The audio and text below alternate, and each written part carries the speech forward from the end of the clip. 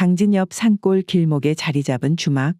그곳에서 허드렛 일을 도맡아 하고 있는 16살 덕팔이는 태어날 때부터 이 주막에서 자랐지요. 그는 찾아오는 손님들의 이름을 다 기억하였고 누구보다 따뜻하게 맞이했기에 그곳을 찾는 손님들은 다들 덕팔이를 좋아했는데요. 진수 아재 또 오셨구만요. 이번에는 무슨 물건을 팔러 가시는 길이신가요? 덕팔이는 익숙한 듯 진수의 짐을 내려주며 물었습니다. 하이고 덕팔아. 내 여기 오다가 영암장터에서 노출라고 인절미 좀 사왔구만. 아이고 뭘 또 이런 것을 다 사가지고 오셨단가요? 안 되겠구만요. 제가 또 이런 것을 맨입으로 받을 수가 있겠습니까? 내 진수 아재한테 막걸리 한 잔 내드려야겠구만요. 하지만 그 순간 덕팔이의 뒤에서 날카로운 목소리가 덕팔이의 귀를 찔렀지요. 막걸리. 거 무슨 놈의 막걸리냐? 주모 말숙이 덕팔이에게 앙칼지게 소리치며 부엌에서 나왔습니다. 덕팔아. 거 네가 무슨 권한으로 술을 내오겠다고 떠들어대는 것이냐이? 네 할 일이나 똑바로 할 것이지. 아이고 주인마님. 거 그냥 농으로 한번 말해봤습니다요. 덕팔이 네가 나 몰래 손님들한테 술을 내주는 것 다 알고 있었구만. 다음에 너 또 그러다 걸리면 네 품삯에서 깔 것이니께. 네 처신 똑바로 해라잉. 주모 말숙이 투덜거리며 다시 부엌으로 돌아가자 진수는 동정을 담은 눈빛으로 덕팔이를 쳐다보았지요. 하이고 덕팔아. 네가 그 일만 없었더라면 이런 대접은 안 받았을 텐데. 덕팔이는 진수의 눈에 담긴 동정의 의미를 너무나 잘 알고 있었기에 마음이 저려오는 듯 했습니다. 사실 몇 해 전까지만 해도 지금의 주막은 덕팔이네 것이었습니다. 덕팔이는 아버지인 흥섭이가 대대로 물려받은 주막에서 부모님과 형 덕삼이와 함께 운영하며 손님을 정성껏 맞았지요. 주막은 비록 외진 산골 길목에 위치하고 있었지만 워낙에 인심 좋기로 소문난 덕에 단골 손님들이 끊이지를 않았습니다. 진수 씨 인자 떠나시는 겁니까요? 하이고 이번에도 아주 아침까지 잘 먹고 갑니다요. 그럼 다음 장날에 다시 찾아뵙겠습니다.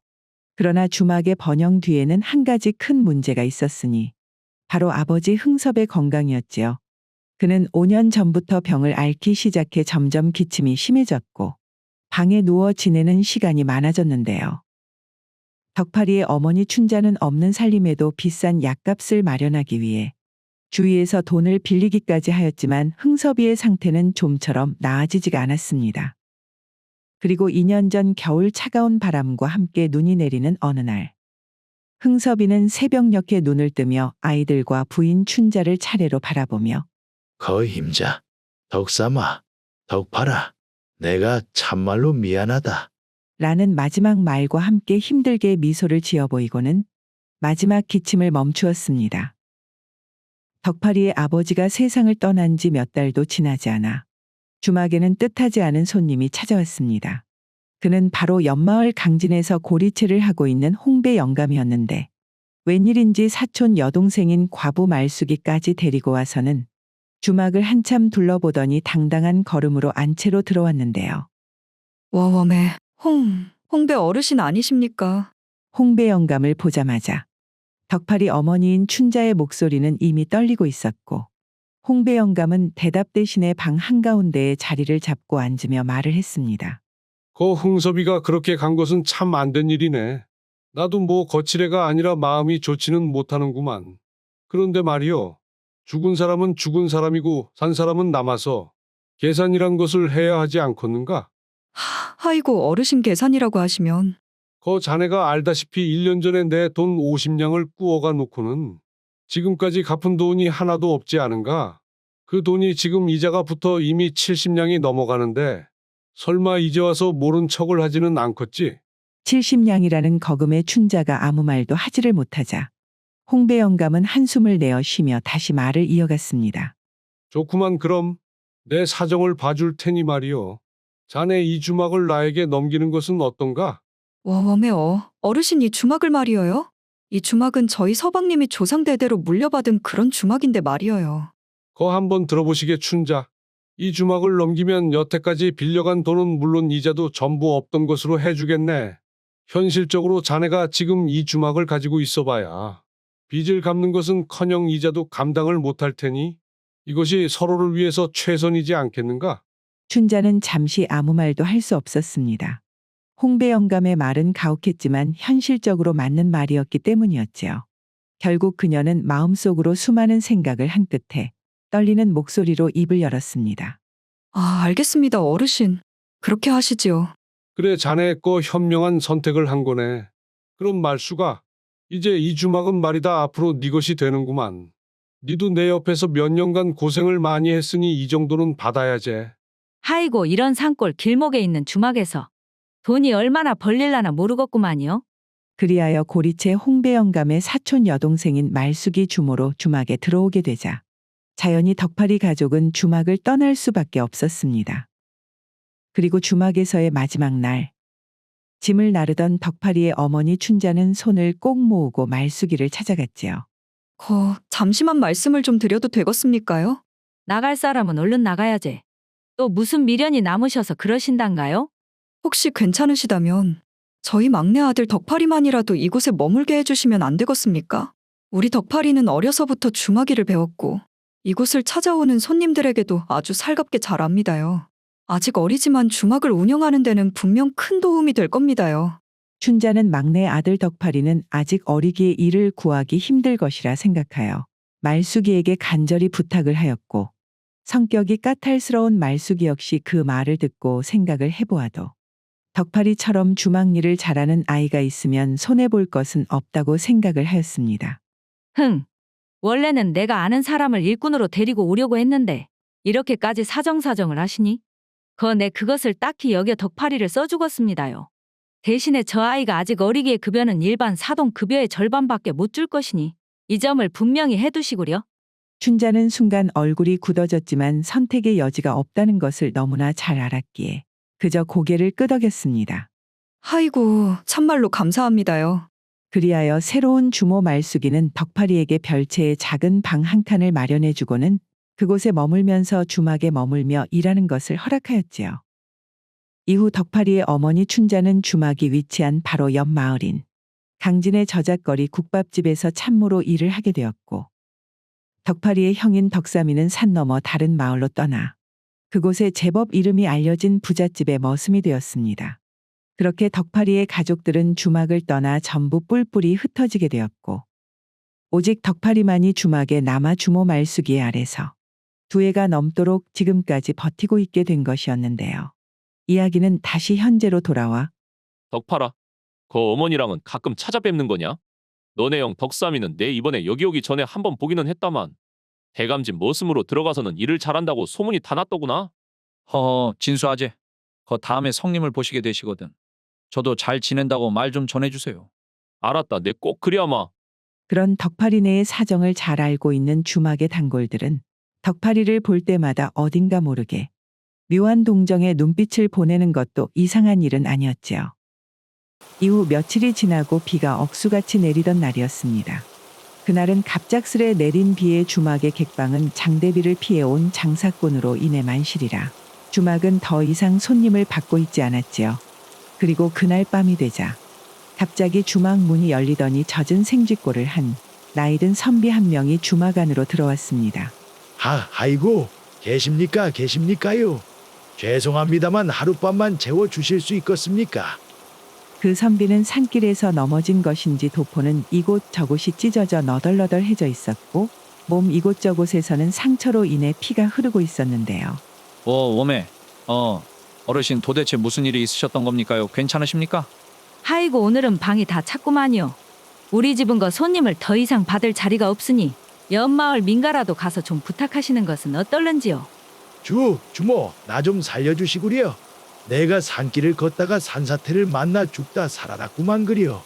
지금은 산에서 넘어져서 주머니를 잃어버려 가진 돈이 없지만 절대로 돈을 떼어먹지 않겠다고 약속을 할 터이니 그러니 그러지 마시고 사정 좀 봐주면 안 되겠는가? 아내가 2년 동안 주막을 운영하면서 돈이 없다는 사람 말을 몇 번이나 들었는지 알기는 하시는 겁니까? 여태까지 그런 사람들에게 돈을 제대로 받았으면 나는 벌써 옆마을에 주막을 하나 더 차렸을 것이구만요. 그러면 방이 아니라도 좋으니 비라도 피할 수 있게 부엌에라도 재워주면 안 되겠는가? 내 절대로 은혜는 잊지 않겠다고 약속하겠네. 부엌 자리도 돈이 있어야 내 들여보내주는 것이지. 내가 왜 돈도 없는 사람을 다른 곳도 아니고 우리 주막에서 재워야 합니까요? 이 길을 따라 조금만 더 내려가면 강진이 나올 것이니 여기에서 괜히 시간 빼지 마시고 얼른 다른 곳이나 알아보시구려. 주모의 목소리는 차갑고 매몰찼기에 그 선비는 절망스러운 눈빛으로 주모를 바라보다가 결국 고개를 떨군 채 문을 열고 주막 밖으로 나섰습니다. 하늘에서는 비가 여전히 퍼붓고 있었고 그의 뒷모습은 빗속에서 더욱 더 초라해 보였지요. 방으로 돌아온 덕파리는 주모의 태도가 너무나도 단호하였기에 함부로 나서지 못한 채 그저 방에 앉아 있을 수밖에 없었습니다. 그리고 시간이 지나고 밤이 깊어감에 따라 방문 밖에서 들려오는 빗소리는 커져만 갔기에 덕파리의 마음은 점점 더 무거워져 갔지요. 가만히 보니까 여기저기 많이 다치신 것 같던데. 저 빗속에 어디로 가셨을까나? 설마 아직도 주막 근처에 계시는 것은 아니겠지? 덕파리는 혹시나 하는 생각에 지금쯤이면 주모도 잠들었겠거니 생각을 하고는 방을 빠져나와 주막 밖으로 나갔습니다. 그리고 주막 앞마당에 나선이 쏟아지는 빗속에서 여전히 그 선비가 벽에 등을 기대고 앉아있는 모습이 보였지요. 어르신 괜찮으세요? 어메 어르신께서 지금 몸이 불덩이처럼 뜨거운디. 이거 이러다가 깐딱 잘못하면 큰일 치르게 생겼구만. 덕파리는 의식을 잃은 선비의 팔을 자신의 어깨에 둘러얹으며 조심스럽게 자신의 방으로 데리고 갔습니다. 그리고는 선비의 젖은 옷을 벗겨낸 후 이불로 덮어주고는 물 한 그릇을 떠와 선비의 이마에 적신 천을 얹고 땀을 닦아내며 그의 곁에서 간호를 하기 시작하였지요. 아이고, 갑자기 돌아가신 아버지 생각이 나는구만. 아버지도 특히 날이 추워지고 비가 내리는 밤이면 특히나 더 힘들어 하셨는디. 어느 순간 선비의 모습이 자신의 아버지의 모습과 겹쳐 보이자 덕파리의 눈에는 자신도 모르게 눈물이 흘러나왔습니다. 그렇게 덕파리는 밤새 뜬 눈으로 선비를 간호하며 몸을 식혀주었지요. 다음 날 이른 아침이 되고 선비는 천천히 눈을 떴습니다. 그는 의식이 돌아온 후 낯선 천장의 모습에 어리둥절했는데요. 여기는 어디지? 도대체 내가 어떻게 여기에 누워 있는지 모르겠구만. 그가 한참을 기억을 더듬으며 생각을 하고 있던 와중에 방문이 살며시 열리며 덕파리가 죽을 가지고 들어왔습니다. 아이고, 일어나셨구만요. 정말 다행입니다. 어르신 어젯밤에는 참말로 큰일 나는 줄 알았습니다. 이복의 여기는 도대체 어딘가? 내가 어떻게 여기에 누워 있는 것이요? 엄매, 어르신 거 기억이 하나도 나지 않으십니까? 어제 어르신께서 저희 주막벽에 기대어 있던 것을 제가 방으로 모셔왔습니다요. 비도 많이 오는 데다 워낙에 몸이 불덩이 같았기에 그냥 두면 큰일 날 것 같아서 제가 간호를 했구만요.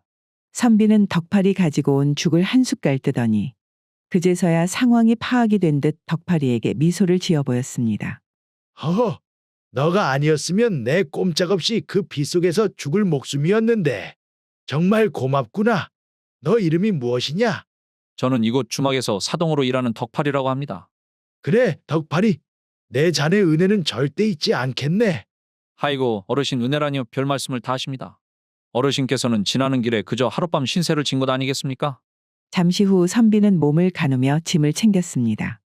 덕파리는 그의 상태를 걱정하며 더 머물기를 권했으나 선비는 고개를 저으며 대답하였지요. 허허, 어제 보니 덕파리 너가 나를 재워준 것을 주모에게 들키면 곤란할 것 같더구나. 다른 사람이 깨기 전에 내 얼른 집으로 돌아가야지. 그렇게 선비는 허리를 굽혀 덕파리에게 감사를 표한 뒤 조용히 주막을 나섰습니다. 이후 며칠이 지난 어느 날, 그날은 장날도 아직 많이 남았기에 주막 안에는 손님도 없이 한산했습니다. 주모 말숙이는 아침부터 주막을 덕파리에게 맡겨둔 채 놀러 간다며 주막을 나섰고 덕파리는 마당에서 비를 잡고 한참을 쓸고 있었지요. 그때였습니다. 멀리서 말굽소리가 가까워지더니 어깨가 떡 벌어진 건장한 사내가 주막으로 들어왔는데요. 제가 여기서 처음 뵙는 분 같은데 무슨 일로 찾아오셨을까요? 자네가 덕팔인가? 네, 제가 덕팔이입니다만. 왜 그러십니까요? 어르신께서 자네를 기다리고 계시니 나를 따라오시게. 오메 잠시만요. 제가 지금 여기 주막을 지키고 있어야 하는데. 그리고 어르신이 누구인지 알려주셔야죠. 곧 알게 될 것이니 묻지 말고 가만히 따라오는 것이 좋을 것이야.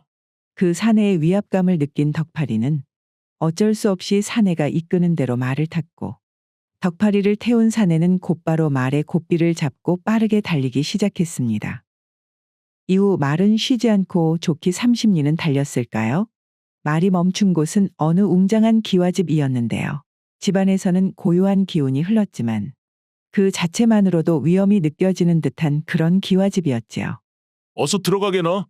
도대체 나를 여기에 왜 데리고 온 것이라냐? 내 이름을 알고 있는 것을 보면 분명히 사람을 잘못 본 것은 아닐 텐디.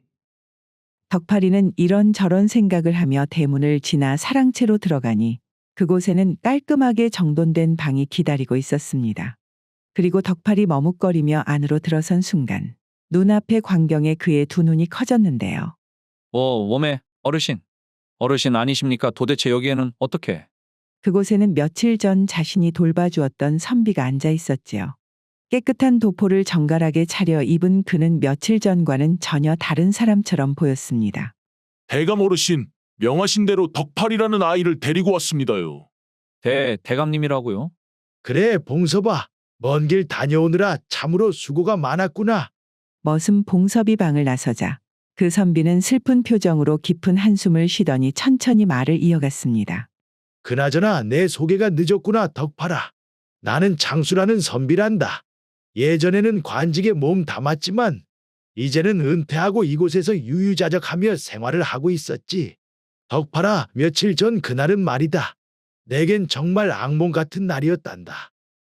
그날은 내가 하인 한 명과 함께 어머니의 묘소에 인사를 드리고 산길을 내려오던 중이었는데 갑작스럽게 하늘이 흐려지더니 비가 쏟아지기 시작했단다.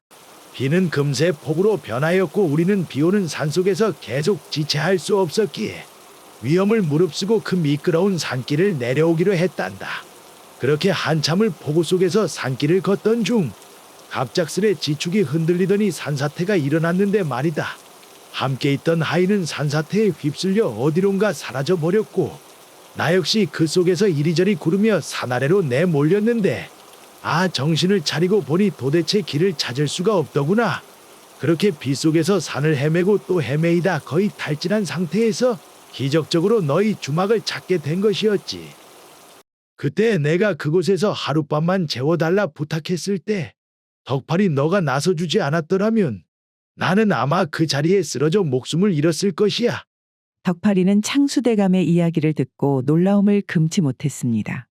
며칠 전 주막 앞에서 초라하게 비를 맞고 있는 그를 보았을 때는 그저 몰락한 선비나 가난한 나그네라고 생각했는데 그런 그가 이토록 웅장한 기와집의 주인이라는 것이 도무지 믿기지가 않았지요.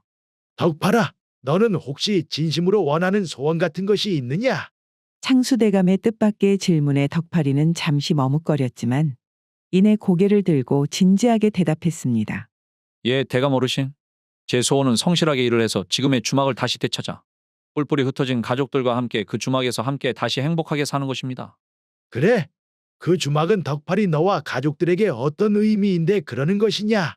창수대감이 묻자 덕파리는 대대로 물려받았던 주막이 지금의 주모 말숙이에게 넘어간 경이며 자신의 가족들이 뿔뿔이 흩어지게 된 일, 그리고 자신이 그곳 주막에서 지금까지 일하게 된 것까지 전부 말을 해주었습니다.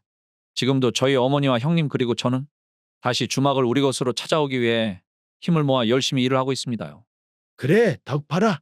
그렇다면 그렇게 돈을 모아 그 주막을 되찾으려면 네 생각에는 얼마나 걸릴 것 같으냐? 넉넉 잡아서 10년은 걸리지 않겠습니까, 어르신? 그 정도면 돈을 모을 수 있을 것 같습니다. 그래, 10년이라. 그 말을 들은 창수대감의 얼굴에는 복잡한 감정이 스쳐 지나갔습니다. 그리고 그는 이내 머슴 봉섭이를 불러 덕파리를 다시 주막으로 데려가 달라고 부탁을 하고는 덕파리에게 또 만나게 될 것을 약속했지요. 덕파리가 창수대감님 집을 다녀온 지 일주일쯤 지나고 창수대감은 머슴 봉섭이를 대동하고 아침부터 덕파리가 일하고 있는 주막으로 다시 찾아왔습니다. 덕파리는 그런 창수대감을 반갑게 맞이하려고 다가섰지만 봉섭이 손을 들어 조용히 기다리라는 신호를 먼저 보냈지요. 누구신데 아침부터 우리 주막을 찾아왔을까요? 그 앞만 봐도 이런 곳에서 주무실 분은 아닌 것 같은디. 허허, 주모. 나를 못 알아보시겠소? 그나저나 내가 이 주막을 살까 해서 이렇게 찾아왔는데 어째 이야기를 좀 나눌 수 있겠는가?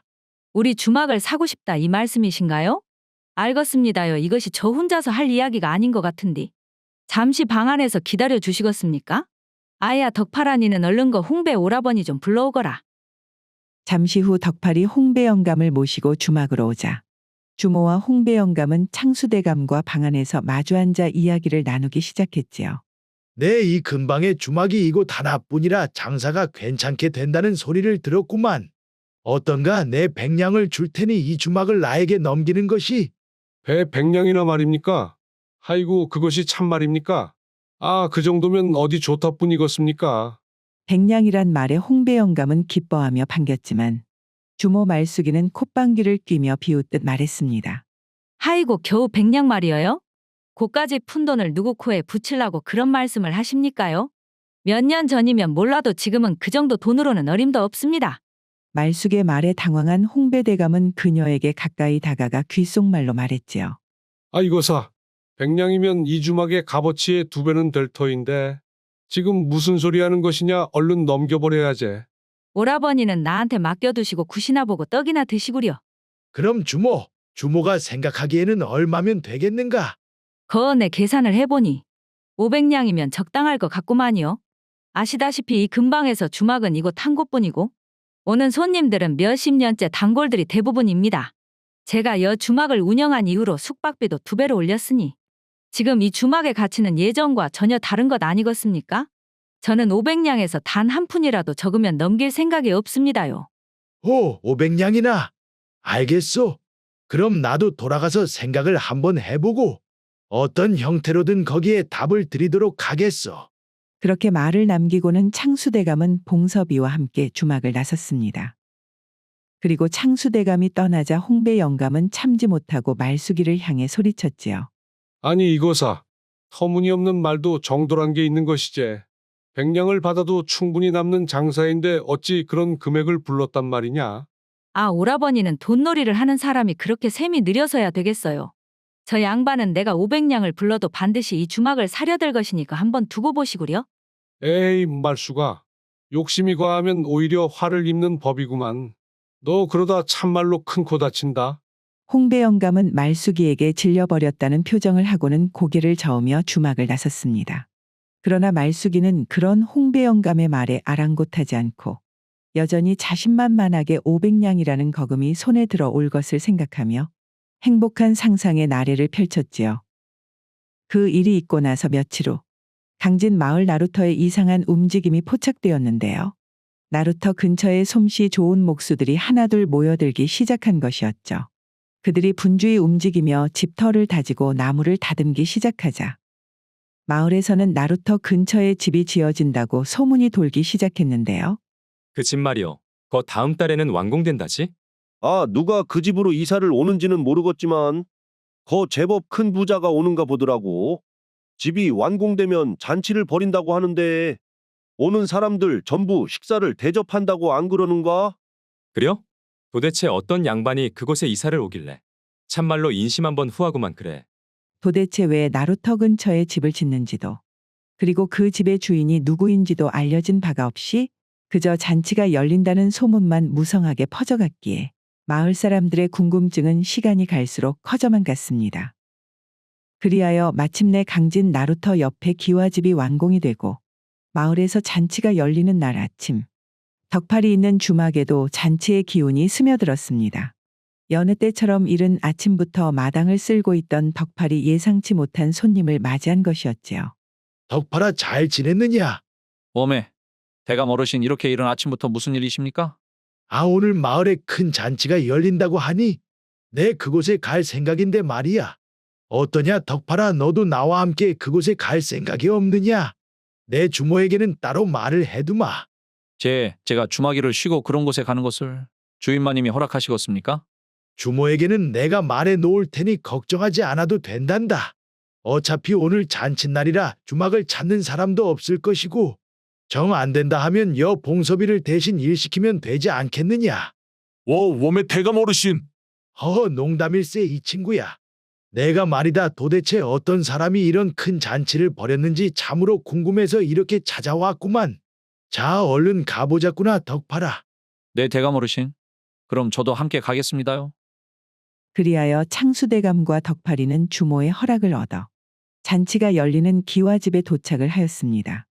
기와집의 마당에는 마을 주민들과 나그네 그리고 장사꾼들로 인해 가득 차 있었지요. 거 누가 이런 집을 지었는가 참말로 궁금하구만. 그렇게 말이요. 도대체 어떤 사람이길래 이렇게 사람들을 다 모아놓고 아직 코빼기도 내비치지 않는다냐. 저마다 이야기 꽃을 피우고 있는 군중 속에서 덕팔이는 익숙한 얼굴을 발견하고 깜짝 놀랐는데요. 바로 어머니 춘자와 형 덕삼이가 그곳에 있던 것이었지요. 어머니, 성님 어떻게 여기에 오신 거예요? 덕팔아, 우리는 거 초대를 받아서 이렇게 오게 되었단다. 이 기와집의 주인이 우리를 초대를 했다고는 했는데 도대체 어떤 분이신지 아직까지 모습을 보이지 않는구나. 그곳에 모인 사람들 중 누구도 기와집의 주인이 누구인지 알지 못했습니다. 그렇게 모두가 수군대며 궁금증을 나누고 있던 와중 창수 대감이 갑자기 마당 한가운데로 나서더니 사람들을 향해 힘있는 목소리로 말을 했지요. 여러분, 참으로 오래 기다렸습니다. 오늘 이 잔치는 특별한 이유로 열렸습니다. 이곳은 여태껏 이 마을 앞 산골 길목에서 대대로 주막을 운영해 온 덕팔이네 가족이 다시 주막을 시작하는 장소가 될 것입니다. 창수대감의 말이 끝나자 덕팔이는 도대체 창수대감이 무슨 소리를 하고 있는 것인지 이해를 할 수가 없었습니다. 그리고 창수대감은 덕팔이에게 다가가더니 품에서 종이를 꺼내 덕팔이에게 건넸지요. 이 문서는 이 집과 땅이 덕팔이 너의 앞으로 되어 있다는 것을 증명하는 집문서이니 잘 보관하도록 하거라. 덕팔아, 사람들이 그렇게 궁금해하던 이 집의 주인은 바로 너란다. 대감 어르신, 그것이 무슨 말씀이십니까? 제가 어떻게 이것을 받아들여야 할지 모르겠구만요. 어르신이 제게 하룻밤 신세를 진 일이 있기는 하지만 이것은 그 보답으로 받기에는 너무나도 과분한 것입니다요. 허허, 그래, 네 말대로 너가 나를 돌봐준 것은 단 하룻밤이었지만 그날 밤 너가 날 보살펴주지 않았다면 나는 아마 그날 목숨을 잃고 이 자리에 없었을 것이구만. 그리고 덕팔아, 내가 이렇게 건강하니 앞으로 충분히 10년은 더 살 수가 있을 것 같은데 그렇게 따지면 나는 너에게 하룻밤이 아니라 10년의 세월을 빚진 것이 아니겠느냐. 창수대감은 덕팔이의 손을 꼭 잡고 말을 이어갔습니다. 너가 주막을 되찾으려면 10년 정도는 더 고생을 해야 한다고 했지. 이것이 바로 내가 너에게 빚진 10년의 세월을 갚는 방식이란다. 그 앞으로 이 큰 주막의 주인이 될 사람이 이렇게 셈법이 서툴러서야 되겠느냐. 대감 어르신, 이것을 정말 감사합니. 아이고. 창수대감의 말에 덕팔이는 마음이 기쁨으로 벅차올라 대답을 끝내 마무리하지 못한 채 그저 눈물만 흘렸습니다. 덕팔이의 어머니와 형도 눈물을 훔치며 창수대감에게 연신 고개를 숙였지요. 그날 잔치는 덕팔이 가족의 새로운 시작을 축하하는 자리로 이어졌는데요. 오래전부터 주막을 이용했던 장사꾼들과 마을 사람들은 모두 환호하며 덕팔이 가족의 재결합을 축하했습니다. 이후 강진 나루터 옆 덕팔이네가 운영하는 주막은 빠르게 명성을 얻었습니다. 덕팔이는 환한 얼굴로 손님을 맞았고 어머니 춘자는 정성스런 음식을 내놓았으며 형 덕삼이는 묵묵히 주막 곳곳을 돌보며 손님들이 편안히 머물 수 있도록 도왔지요. 그런 덕팔이네 주막의 번영은 말숙이 운영하는 주막에 치명타를 입혔는데요. 덕팔이네로 손님을 전부 빼앗긴 말숙이는 이를 악물고 버텼으나 결국에는 주막의 문을 닫을 수밖에 없었지요. 아이고, 그때 백냥이라도 받았어야 하는데 이것이 뭔 꼴이냐 도대체. 말숙이는 그제서야 땅을 치고 후회를 했지만 이미 모든 것이 끝나버린 뒤였지요. 옛말에 적선지가 필유여경이라고 선한 일을 많이 한 집안에는 반드시 경사가 따른다는데 바로 오늘 덕팔이네 가족 이야기가 그 말에 좋은 예시가 아닐까 하네요.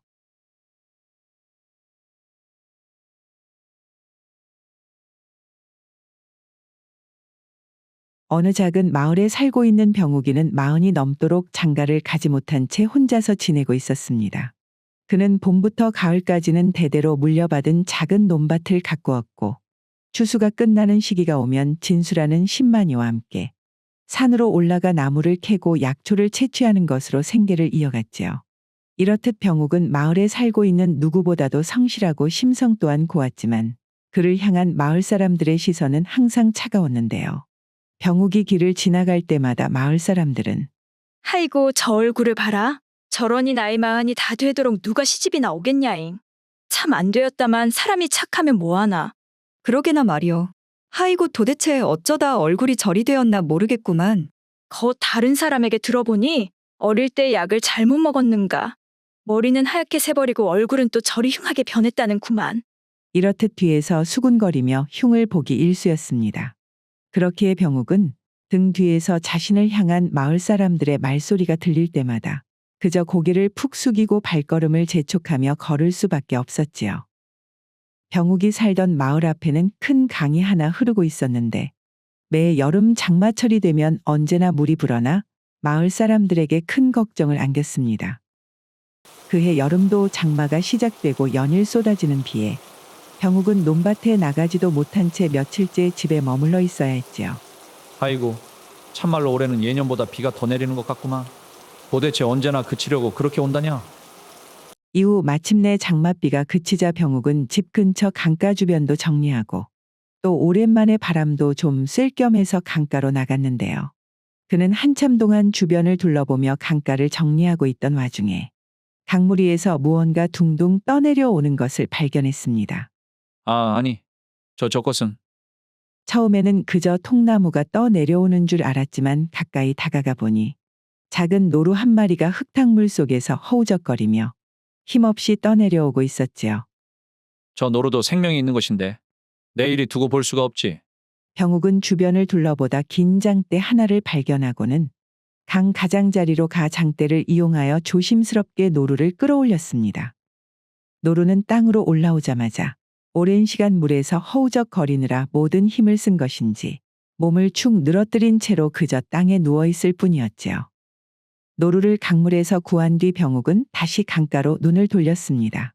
이왕 장대를 발견했으니 좀 더 기다려보는 게 낫겠구만. 혹시 아는가 또 떠내려오는 것이 있을지. 그리고는 한참을 다시 강물을 바라보는데 이번에도 무언가가 물살을 타고 내려오는 것이 보였지요. 처음에는 그저 나뭇가지라고 생각했던 물체는 병욱에게 가까워질수록 단순한 나뭇가지가 아니라는 것을 깨달았습니다. 저것은 뱀이 아닌가? 딱 봐도 머리가 검은 것이 독사 같은데. 아이고, 저거는 그냥 내버려 두는 게 나을지 모르겠구만. 뱀이 힘이 빠져 흐느적거리며 떠내려가자 그것을 보고 연민에 빠진 병욱은 마음이 바뀌기 시작하였고 아이고, 그래도 생명은 다 같은 생명인데. 안 되겠구만. 저 독사도 구해줘야지.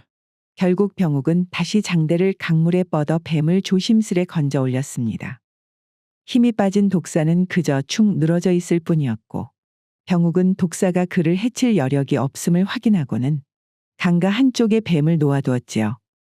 그리고 병욱이 집으로 돌아가려는 순간 병욱의 등 뒤에서 또 다시 뭔가 허우적거리는 소리가 들리기에 고개를 돌려 강을 확인해 보니 이번에는 젊은 사내가 떠내려가는 것이 아니겠어요?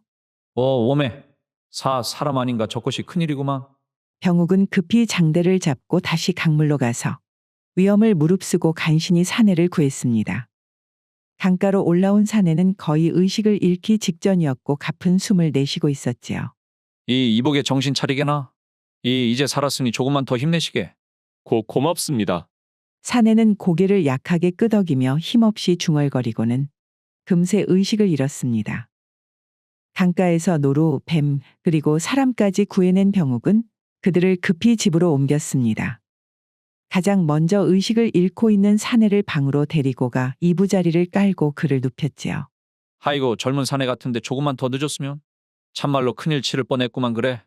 가만히 있어보자. 일단 이럴 게 아니라 다른 짐승들도 얼른 옮겨야 걷는디.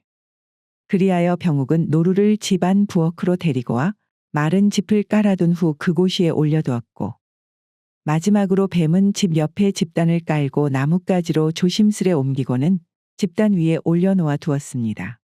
이후 다시 병욱은 그 사내의 곁으로 가 밤이 깊도록 사내의 곁에서 그의 상태를 살피며 자리를 지켰지요. 강물에서 사내를 구한 지 이틀째 되는 날 병욱은 여느 때처럼 새벽에 일어나 집안을 둘러보았습니다. 먼저 부엌으로 가보니 노루의 모습이 보이지 않았지요. 그래, 정신을 차리고 거 산으로 갔나 보구만. 노루가 사라진 것을 본 병욱은 간밤에 노루가 기운을 차리고 집을 떠났을 것이라고 생각하며 안심을 했습니다. 그리고는 바로 뱀을 확인하기 위해 집 옆으로 발걸음을 옮긴 병욱. 그는 뱀 역시도 이미 사라져 있는 것을 확인하고는 작게 웃으며 중얼거렸지요. 허허, 거 독사 녀석도 이렇게 떠나버렸구만.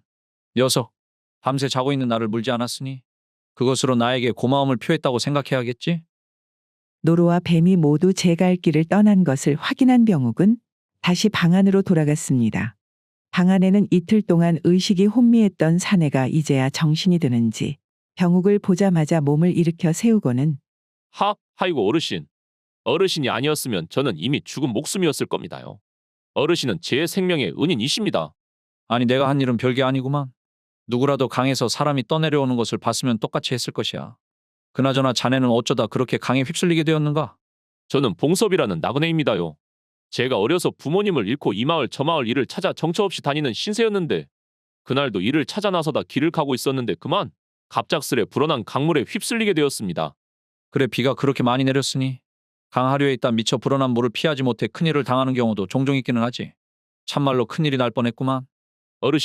어르신께서는 제 생명의 은인이신데 그 보답으로 저를 머슴으로 써주시지 않겠습니까? 어르신을 위한 일이라면 제가 무슨 일이든 삭슬 받지 않고서라도 다 하겠습니다. 제발 제게 은혜를 보답할 기회를 주십시오. 자네도 보다시피 이 살림에 무슨 머슴이 필요하겠는가? 여기는 나 혼자면 족하니 괜히 부담 갖지 말게나. 머슴으로 받아달라는 봉섭이의 말에 병욱은 처음에는 손사래를 치며 거절했습니다. 그러나 병욱은 잠시 생각을 하더니 봉섭이 농사일을 도맡아 해준다면 자신은 산에서 약초를 캐는 일에 전념할 수도 있겠다는 생각도 들었지요. 그렇다면 자네 혹시 농사일은 해본 적이 있는가? 그러면요. 제가 여러 마을을 떠돌면서 소작일도 많이 해봤습니다요. 허허. 그럼 일단은 내 자네에게 농사일을 좀 맡겨도 되겠는가? 그리고 앞으로는 어르신이 아니라 그저 병호가제라고 불러도 될 것이네. 이래 보여도 이제 막 마음 받게 되지 않았구만. 워우 워메. 마음밖에 말입니까? 알겠습니다요. 병욱이 아재. 저한테 기회를 주셔서 참말로 감사하구만요. 그렇게 봉섭이 병욱의 집에 머물기로 한 뒤부터는 두 사람의 삶은 한층 활기를 띠기 시작했습니다. 봉섭이는 아침부터 해가 질 때까지 논에서 열심히 일을 했고 그 사이 병욱은 약초를 캐기 위해 매 겨울마다 같이 산에 올랐던 신만이 진수와 함께 약초를 캐러 다녔지요. 그리고 해가 지고 저녁이 되면 병욱과 봉섭은 함께 저녁을 먹고 밤이 되면 병욱이 직접 빚은 술을 나눠 마시곤 했습니다. 하이고 병욱이 아재. 이 술이 이거 아주 기가 막힙니다요. 이 술을 직접 빚으셨다니 도대체 이런 것은 어디에서 배우셨습니까요? 허허. 산에 다니는 생활을 오래 하다 보니 자연히 익힌 것이지. 오래 혼자 살다 보니 나만의 방법을 만들어 술을 빚은 것인데. 아 평생 혼자만 마시다? 이렇게 자네랑 둘이 마시게 되니 술맛이 아주 각별하구만. 그렇게 두 사람은 웃음소리로 작은 집안의 생기를 가득 채워나가며 하루를 마무리하는 평화로운 동거 생활을 이어가기 시작했지요. 봉섭이 병욱의 집에 살게 된 지도 한 달이 지나자 마을 안에는 봉섭이 소문이 퍼져나가기 시작했습니다. 특히 봉섭이의 몸집이 듬직하며 힘이 장사라는 이야기가 돌자 마을 처자들의 시선이 봉섭이에게 집중되었는데 그 중에서도 병욱의 건너집에 살고 있던 춘심이라는 처자가 유독 봉섭이에게 관심이 많았지요. 병우가제, 집에 계십니까요? 아니 이것이 누구여 춘심이 아니냐? 네가 무슨 일로 우리 집에 다 찾아왔냐이? 병욱이 아재거, 제가 마침 떡을 좀 해서 가지고 왔는디. 어떻게 입에 맞을란가 모르겠구만이요. 이것이 뭔 떡이대. 참말로 별일이구만. 네가 나한테 떡을 다 가져오고 말이오. 거 이것이 병욱이 아재 드시라고 가져온 것도 있지만 저거 무엇이냐? 새로 오신 분 드시라고 가지고 온 것도 있구만이요. 워우 워메. 저 말입니까요? 잘 먹겠습니다. 제가 참말로 떡을 좋아하는디. 봉섭이 춘심이에게 감사 인사를 건네자 그녀는 부끄러운 듯 얼굴을 붉히고는 집으로 돌아갔습니다. 그나저나 아재. 참말로 아재가 인품이 좋기는 한가 보구만요. 아 이웃들이 이렇게 먹을 것을 가져다 주니 말이오요. 아이고 이 눈치 없는 친구야. 이 떡은 나를 위해서가 아니라 자네를 위해서 가지고 온 것이라네. 내가 평생 이 마을에서 살면서 저 아이가 떡은커녕 식은밥 한 번 가져온 적이 없었는데 아 이렇게 떡까지 가지고 온 것을 보니 자네에게 마음이 있는 것이 틀림없네. 병욱의 말을 들은 봉섭이는 어쩔 줄 몰라 하며 얼굴이 금세 붉어졌습니다. 아니 아재 그런 농담은 하지 마십시오. 아 제가 저런 미인에게 관심을 받을 이유가 없지 않습니까요? 농담이 아니라네 이 친구야. 자네가 이렇게 듬직하고 성실하니 아 저 춘심이 같은 처자도 관심을 보일 만도 하지. 그나저나 어쩐가 자네도 춘심이가 싫은 것은 아니겠지? 그 말을 들은 봉섭이는 부끄러워졌는지 그의 얼굴은 귀 끝까지 붉어졌고 그 모습에 병욱은 더욱더 장난스럽게 웃기 시작했지요. 며칠 뒤 어느 날 새벽, 병욱이는 마당에서 나는 희미한 소리에 잠에서 깨어났습니다. 그가 무슨 소리가 난 건지 궁금한 마음에 옷을 걸쳐 입고 마당으로 나가니 그곳에 서 있는 것은 다름 아닌 병욱이 구해준 노루였지요. 이것이 뭔 일이냐? 너는 내가 강물에서 건져줬던 그 노루가 아니냐? 노루는 병욱이에게 천천히 다가와서는 그의 옷 소매를 끌기 시작했는데요. 갑자기 왜 그러느냐? 지금 나를 보고 따라오라는 것이냐? 병욱은 잠시 망설였지만 노루가 분명히 자신을 찾아온 이유가 있을 것이라고 생각을 하며 뒤따랐습니다. 노루는 그런 병욱을 이끌고 인적이 드문 산속 깊은 곳으로 들어갔지요. 길은 점점 좁아졌고 안개는 점점 짙어졌지만 노루는 쉬지 않고 산길을 오르더니 어느 순간 한 곳에서 멈춰서고는 갑자기 앞발로 땅을 긁기 시작했습니다. 순간적으로 이곳에 뭔가가 있다고 직감한 병욱이 역시 노루가 땅을 긁은 장소를 파보니 그곳에는 바로 웜에. 이럴 수가. 이것이 꿈이냐? 생시냐?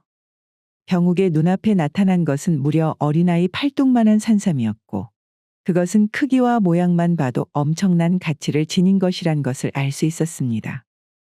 이후 노루가 가리키는 대로 땅을 더 파보니 놀랍게도 그곳에는 무려 20뿌리가 넘는 산삼이 묻혀 있었지요. 이런 귀한 것을 어떻게 찾았단 말이냐? 내가 강에서 너를 건져준 것이 이렇게 돌아올 줄이야. 내 생각도 못했는데 정말 고맙구나.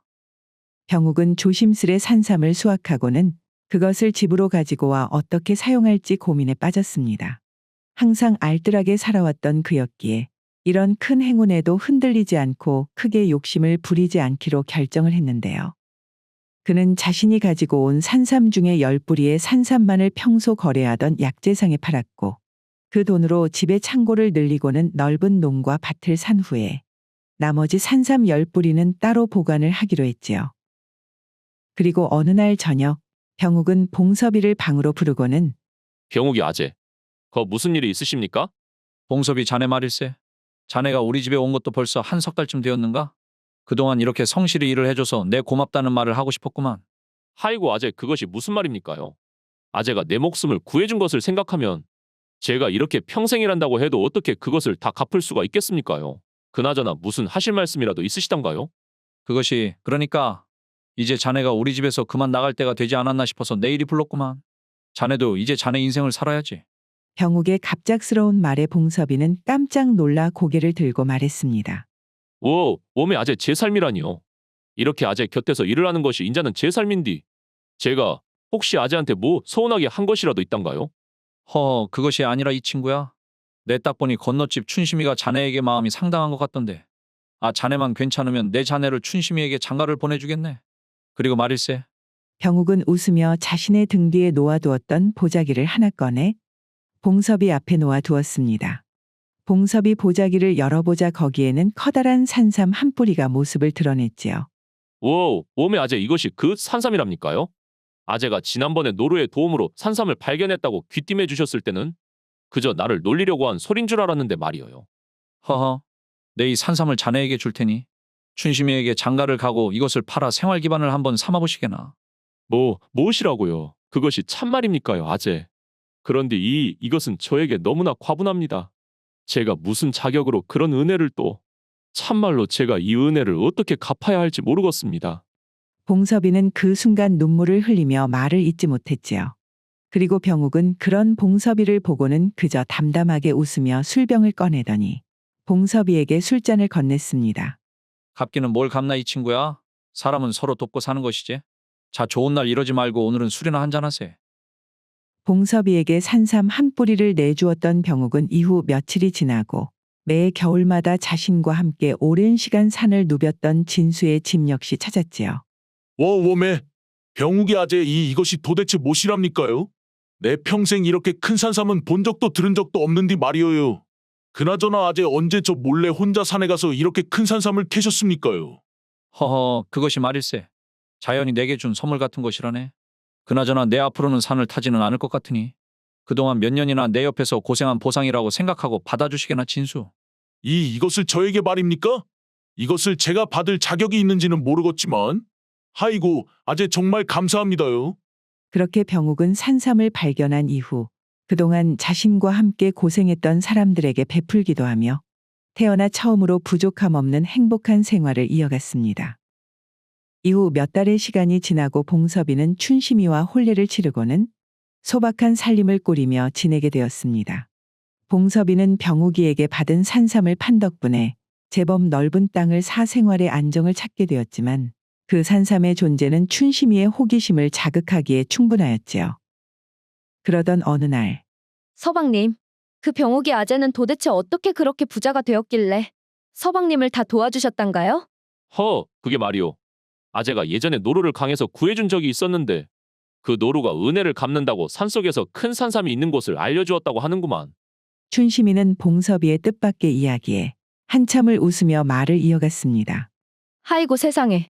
내 이런저런 많은 이야기를 들어보았지만 그런 터무니없는 이야기는 또 처음이구만요. 한낱말 못하는 짐승이 은혜를 갚아서 부자가 되었다는 말씀을 하시는 거래요? 지금? 마누라, 나도 그 이야기가 어떻게 들리는지 모르는 것은 아닌디 말이오. 막말로 나 역시 병욱이 아재가 강에서 구해주신 데다. 또 그 아재 성격상 절대 거짓말 할 사람이 아니라는 것은 우리 둘 다 아는 사실 아닌가? 봉섭이 진지하게 말을 꺼내자 춘심이는 잠시 생각에 잠기더니 조용히 중얼거리기 시작했지요. 참말로 아깝구만요. 참말로 아까워. 그 돈이 우리한테 있었으면 기와집도 짓고 좋은 옷도 사 입으며 평생을 걱정 없이 살 텐디. 저 일밖에 모르는 병욱이 아재 손에 있으니 돈이 아주 값어치 없이 묻히는 것 아닙니까요? 잠깐만 가만 있어봐라. 그럼 저 아재의 산삼의 출처를 알고 있는 것은 노루밖에는 없다는 말인디. 춘심이는 한참을 중얼거리면서 무엇인가 더 깊게 생각하더니 이내 고개를 들고 탐욕스러운 눈빛으로 봉섭이를 바라봤습니다. 서방님, 잘하면 저 돈을 말이어요. 우리가 차지할 수도 있을 것 같은데요. 아니 이 사람아, 지금 그것이 무슨 소리를 하는 것인가? 병욱이 아재는 내 생명의 은인인디. 지금 그런 사람을 두고 나쁜 마음을 품으려고 하는 것이오? 어찌 이것을 나쁜 마음이라고 합니까요? 막말로 저 노루가 병욱이 아재 집에 찾아왔을 때 그것을 당신이 먼저 봤을 수도 있는 것이었고 그런 가능성을 생각하면 겨우 산삼 한 뿌리를 당신에게 주었다는 것은 너무나도 적은 것이제. 거기다 저 아재는 돈을 가지고 있어도 그냥 쌓아두기만 하지 않습니까? 우리는 앞으로 아이들도 낳고 키워야 할 텐디. 그것을 생각하면 그 돈을 우리가 쓰는 것이 돈 입장에서도 그저 쟁여두는 것보다 훨씬 덜 서운하지 않겠습니까? 춘심의 입에서 자식이라는 말이 나오자 이전까지 완고했던 봉섭이 역시 순간 눈빛이 흔들렸습니다. 마누라, 그럼 다른 것은 다 그렇다 치고 도대체 무슨 수로 저 돈을 얻겠다는 말이오? 그것은 말이어요. 금수는 못해도 사람은 할 수 있는 그런 것이 있지요. 당신은 그저 내가 시키는 대로 하면 되구만이요. 봉섭은 더 이상 말을 잇지 못한 채 그저 춘심의 얼굴을 바라만 보았습니다. 춘심은 이미 마음속으로 계획을 세운 듯 알 수 없는 미소를 지어 보이고는 자리를 떴지요. 며칠의 시간이 지나고 한낮에 해가 따뜻하게 내리쬐는 어느 날 병욱은 오랜만에 봉섭이와 함께 점심을 먹기 위해 그의 논으로 향했습니다. 이것이 뭔 일이다냐? 이 시간이면 분명히 봉섭이 녀석이 논에 있을 것인데 혹시 어디 몸이라도 안 좋은 것이란가? 봉섭이는 늘 논에서 부지런히 일을 했기에 병욱은 논에서 봉섭이를 찾는 것이 익숙하였지만 그날따라 논은 조용했고 봉섭이의 모습은 보이지 않았지요. 그리하여 봉섭이가 걱정이 된 병욱은 혹시나 하는 마음에 봉섭의 집으로 발걸음을 옮겼는데요. 병욱이 아재 아닙니까요? 무슨 일로 여기까지 오셨단가요? 춘심아, 거 봉섭이랑 내 점심이나 함께 하려고 했는데 너네도 안 보이고 해서 혹시 무슨 일이 있나 싶어 찾아왔단다.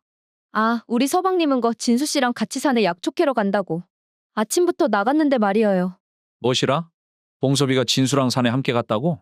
아니 한참 농사일로 바쁜 이 시기에 산에 약초를 캔다고 갔단 말이오?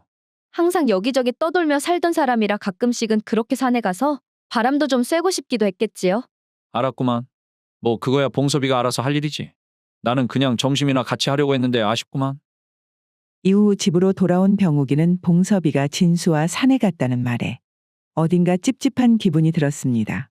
농사를 미뤄두고 산을 갔다니 도저히 이해가 되지는 않았지만 봉섭이도 나름의 이유가 있을 거라 생각을 하며 병욱은 평소처럼 자신의 일을 하며 지냈지요. 그리고 또다시 시간은 며칠이 지나고 그날도 아침 일찍 하루를 시작한 병욱은 마당에서 농기구를 정리하고 있었는데요. 갑자기 대문 밖에서 시끄러운 발소리가 들려 병욱이 고개를 돌려보니 관아의 포졸들이 자신의 집에 들이닥치는 것 아니겠어요? 아니 무슨 일이십니까? 이렇게 갑자기. 당신이 범죄 혐의를 받고 있으니 원님의 명으로 관하로 데려가겠다. 지금 당장 따라오라. 범죄라니요? 제가 무슨 죄를 지었다고 그러십니까? 저는 그저 농사짓고 산에 다니는 것밖에 모르는 사람인데 말이에요. 우리는 그저 당신을 관하로 끌고 오라는 명을 받았을 뿐이다. 당신이 무슨 죄를 저질렀는지는 관하에서 밝혀질 것이니 순순히 따라오는 것이 좋을 것이야. 알겠습니다. 저는 떳떳하니 무슨 일이 있는지 관하로 가서 진실을 밝히겠습니다.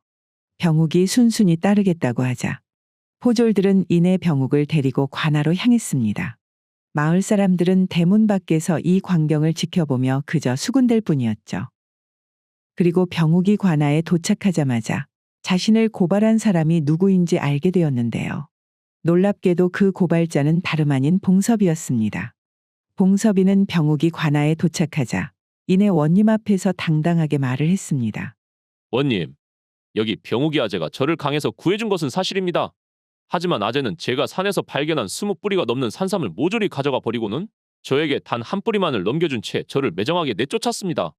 제가 아무리 은혜를 입었다지만 이것은 너무하다고 생각했기에 저는 여기 병욱 아재를 고발한 것입니다요. 원님, 이것은 도대체 말도 안 되는 소리입니다. 제가 산에서 산삼을 발견하였을 때 봉섭이는 제 눈에서 일만 하였을 뿐 산을 타본 적도 없을 시기인데 이런 허무맹랑한 이야기를 하다니 너무나 억울합니다요. 원님은 두 사람의 주장을 들으며 깊은 고민에 빠졌습니다. 둘 다 자기 것이 맞다고만 주장하니 이를 어찌 해야 하겠느냐. 너희가 아는 이들 중 이 산삼의 진짜 주인이 누구인지 증언을 해줄 만한 사람이 있느냐?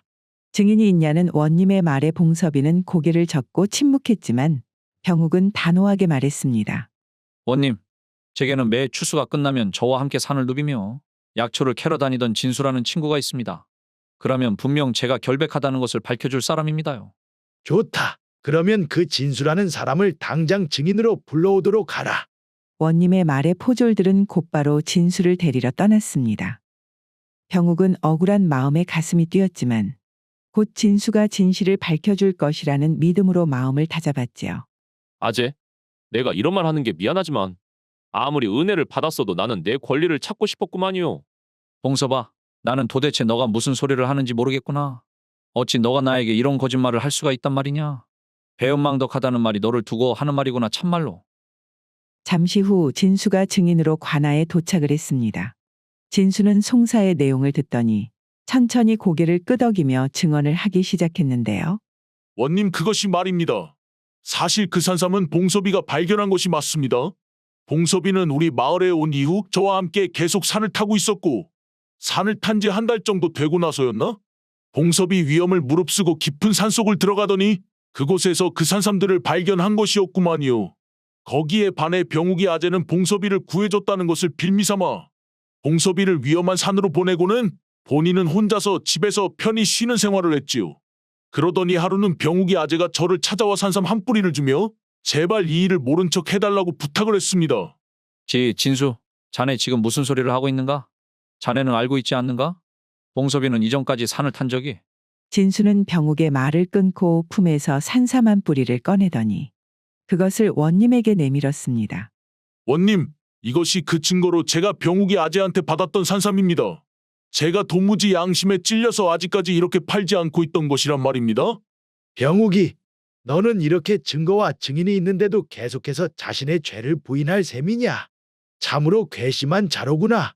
진수마저 자신을 배신하자 병욱은 절망적인 마음으로 눈물을 흘리며 원님께 간절히 말했습니다. 원님, 저는 정말로 억울합니다요. 제가 저 산삼을 발견할 수 있었던 건 일전에 제가 저 봉섭이라는 사내와 노루 한 마리 그리고 뱀 한 마리를 강에서 구해준 적이 있었는데 기운을 차린 노루가 저희 집으로 찾아와 저를 산으로 이끌고 가서 산삼이 묻힌 곳을 알려준 덕분이었습니다요. 이것이 진실입니다, 원님. 병욱의 말을 들은 관아의 모든 사람들은 충격을 받은 듯 누구도 잠시 동안 말을 잇지 못하고 있다가 동시에 큰 웃음을 터뜨렸습니다. 아이고 내 살다 여기에서 별 이야기를 다 들어보는구만.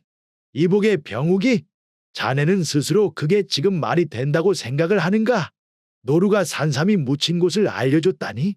세상에 누가 그런 허황된 이야기를 믿겠는가? 그렇다면 자네가 구해줬던 뱀은 어땠는가? 혹시 그 뱀은 금덩이가 묻힌 곳이라도 알려주었는가? 아닙니다, 원님. 그 뱀이 바로 머리가 유난히도 검었던 뱀인데 그 이후로 일을 하면서도 한 번도 그런 뱀을 본 적이 없습니다요. 병욱의 자신 없는 말에 원님은 표정이 단번에 차갑게 변하더니 이자가 지금 이곳이 어디라고 뻔뻔한 거짓말을 늘어놓으려 하는가? 더는 이자의 말을 들어볼 필요도 없다. 이 파렴치한 자의 재산을 몰수하여 억울한 일을 겪은 봉섭이에게 나누어주고 이자는 당장 옥에 가두어라. 원님, 제발 제 이야기를 믿어주십시오. 저는 아무 죄가 없습니다. 제가 한 것은 단지 봉섭이에게 은혜를 베푼 것뿐입니다. 병욱은 눈물을 흘리며 무죄를 주장했지만 돌아오는 것은 이전부터 너무나 익숙한 사람들의 차가운 시선뿐이었습니다. 평생을 정직하게 살아왔던 그의 인생은 배신과 오해로 무너져 내린 채 결국 그는 옥에 갇히게 되었지요. 하물며 말 못하는 짐승도 은혜를 잊지 않고 갚으려고 하는데 사람은 왜 이리도 잔인하단 말이냐. 물에 떠내려가 혼수 상태였던 사내를 살리기 위해 내 그 귀한 미음을 끓여 먹였더니 그 미음을 받아먹은 입으로 오히려 나를 음해할 줄이야. 그리고 옥에 갇힌 후 첫날 밤 병욱은 옥에서 쉽사리 잠들지 못한 채 그저 멍하니 앉아만 있었는데요. 갑자기 바닥에서 뭔가 스르륵 기어오는 소리가 그의 귀를 잡아당겼고 그것이 무슨 소리인지 소리를 쫓아 고개를 돌려보니 옥문의 틈새로 스르륵 들어오는 뱀 한 마리를 볼 수 있었지요. 병욱은 그 뱀을 보자마자 한눈에 알아보았습니다. 아니 너는 내가 강에서 구해줬던 그 뱀이로구나. 아이고 네가 어떻게 되었는지 내 참으로 궁금했는데 살아있었다니 다행이구나 그래. 병욱은 자신의 처지도 잊은 채 오랜만에 그 뱀을 보고는 순간적으로 기쁨이 몰려왔습니다. 그러나 그 기쁨도 잠시 뱀은 조용히 병욱에게 다가오더니 갑작스럽게 그의 발목을 물어버리고는 조용히 다시 감옥 밖으로 사라졌지요. 아이고 이것이 무슨 짓이냐. 웜에 이 느낌은 이것이 독이구만. 발목부터 아주 독이 퍼져나가는구나. 내 전생에 무슨 죄를 지었길래 꼼짝없이 이런 차가운 오간에서 생을 마감하게 될 줄이야. 병욱은 차가운 옥에 앉아 몸의 감각이 사라져가는 것을 느끼며 결국 자신은 여기서 끝날이라 생각을 하고 눈을 감았습니다. 그리고 잠시 후 얼마 지나지 않아 뱀은 다시 감옥으로 돌아왔는데요. 다시 돌아온 뱀은 입에 녹색의 잎사귀를 몇 개 물고 병욱이에게 다가왔고 조용히 자신이 물었던 상처 부위 위에 잎사귀를 올려놓았지요. 이것이 대체 무슨 짓을 하려는 것이냐? 자, 잠깐만 이 느낌은 도대체. 놀랍게도 뱀이 잎사귀를 올려놓자마자 통증이 사라지기 시작하더니 발목의 붓기가 가라앉고 검게 변했던 살은 본래의 빛을 되찾았지요. 나도 약초쟁이로 매 일을 해왔지만 이런 잎은 또 처음 보는구만. 대체 이런 약초가 있었다니. 뱀은 상처가 잎사귀로 나아지는 것을 보자 병욱을 한번 쳐다보고는 감옥 밖으로 모습을 감추었습니다. 병욱은 발목을 매만지면서도 도대체 왜 일부러 뱀이 이곳까지 와 자신을 물고 또 치료를 해주었는지 밤이 깊도록 생각을 해보았지만 도무지 알 수가 없었지요. 다음 날 아침 관아 전체가 갑작스러운 소동으로 떠들썩하여 감옥 안에서도 그 웅성거리는 소리가 들릴 정도였습니다. 그 소리에 궁금증이 생긴 병욱은 감옥을 지키고 있던 포졸에게 물었지요. 이보시오. 도대체 무슨 일이길래 밖에 이리 시끄럽소? 원님께서 아침에 독사에 물리셨다고 하는구만. 상태가 심상치 않은 것 같은데 이거 큰일이 나겠어. 그 말을 들은 병욱은 눈이 번쩍 뜨였고 이제야 어젯밤에 왜 뱀이 자신을 찾아왔는지 의문이 풀리기 시작했습니다. 포졸 양반. 저를 원님께 데려가 주시오. 제가 원님을 고칠 수가 있구만요. 지금 도대체 무슨 헛소리를 하는 거냐? 네가 감히 원님을 고친다고? 죄수 주제에 웃기는 소리 하지 마라. 포졸 양반. 지금 이 상황에서 제가 거짓말을 한다면 무슨 벌을 받을지 모를 리가 있겠습니까? 지금 이것이 사람 목숨이 걸린 일이니 제발 저를 믿고 원님께 한번 데려가 주시오. 포졸은 병욱의 진지한 태도에 잠시 망설였지만 관아에서 원님의 신음소리와 다급한 소리들이 들려오자 한숨을 쉬며 말했습니다. 좋다. 네 말을 믿고 한번 데려가 주겠다. 하지만 만약 네가 지금 나를 속이려 든 것이면 그 자리에서 목숨을 잃을 각오를 해야 할 것이야. 그 각오는 이미 되어 있어. 병욱은 원님이 누워있는 방으로 들어가자마자 상황의 심각함을 실감했습니다. 원님의 얼굴은 창백했고 물린 발목은 시뻘겋게 부어올라 있었기에 병욱은 재빨리 뱀에게서 받은 잎을 꺼냈지요. 원님, 이 잎을 상처에 잠시 대고 있겠습니다. 조금만 기다려 주십시오. 병욱이 뱀에게 받은 잎을 원님의 발목에 올려놓자 붉게 부어올랐던 발목은 서서히 가라앉기 시작했습니다. 붓기는 금세 줄어들고 퍼지던 검풀은 독자국도 서서히 옅어졌지요. 이게 대체 무슨 일이냐? 이 잎은 대체 어디서 가져온 것이냐? 밤새 옥에 갇혀 있으면서 어찌 이런 기이한 약초를 손에 넣을 수 있었단 말인가? 원님, 이 잎은 제가 어젯밤에 뱀에게서 받은 것입니다. 그 뱀은 제가 강에서 구해준 적이 있던 그 뱀인데 어젯밤 감옥으로 찾아와 제 발목을 물었고 이후 이 잎을 가져와 독을 치료해 주었습니다. 자, 자네가 말한 그 뱀이 머리가 유난히 검었던 그 뱀이구나. 오늘 나를 물었던 뱀도 바로 그 뱀이라네. 그렇다면 이럴 수가. 자네가 말한 것이 정말로 사실이었구만. 그래. 내가 자네를 믿지 못하니 그 말 못하는 뱀이 스스로 자네 말이 사실이었다는 것을 증명하기 위해 나를 문 것이었어. 자네를 믿지 못하고 옥에 가두다니 내 참으로 미안하네. 원님, 너무 개의치 마십시오. 제가 이제 와 생각을 해보아도 그 상황에서는 누구나 원님처럼 판단을 내렸을 것입니다. 오히려 지금이라도 제 말을 믿어주시니 그것만으로도 감사할 따름입니다. 병욱이 자네는 참으로 넓은 마음을 가졌구만. 내가 자네를 잘못 보았어. 내 오늘 이 자리에서 자네의 억울함을 풀어주겠네. 자네의 재산도 돌려주고 자네에게 누명을 씌운 자들 역시 반드시 벌할 것을 약속하네. 병욱이는 조용히 고개를 끄덕이며 원님께 감사함을 표했습니다. 그의 마음속에는 하루 동안 쌓여 있었던 억울함이 눈 녹듯 사라지는 듯한 안도감이 밀려들어왔지요. 이렇게 마침내 진실이 밝혀지자 봉섭, 춘심 그리고 진수는 모두 병욱을 속이고 그의 재산을 갈취한 죄로 옥에 갇히게 되었습니다. 자신을 구해준 은인을 배신하고 거짓으로 죄를 씌운 너희들 모두 중형을 면하지 못할 것이야. 사람이 은혜를 모르는 것도 정도가 있지 괘씸한 놈들. 그리고 원님은 억울하게 빼앗겼던 병욱의 재산을 다시 그에게 돌려주었지요. 그렇게 무사히 재산을 돌려받은 병욱이었지만 그의 마음속에는 여전히 씁쓸함이 남았는데요. 그래도 빨리 돈을 회수하여 다행이구만. 그래. 그럼 병욱이 자네 이제부터는 어떻게 할 셈인가? 그것이 제가 생각을 해보았는데 산으로 들어가서 한번 살아볼까 합니다요. 산의 말인가? 갑자기 그것이 무슨 말인가 자네? 내가 자네에게 한 것이 있으니 앞으로는 자네와 자주 왕래하며 내 마음의 짐을 좀 덜 수 있겠거니라고 생각했는데 갑자기 산이라니.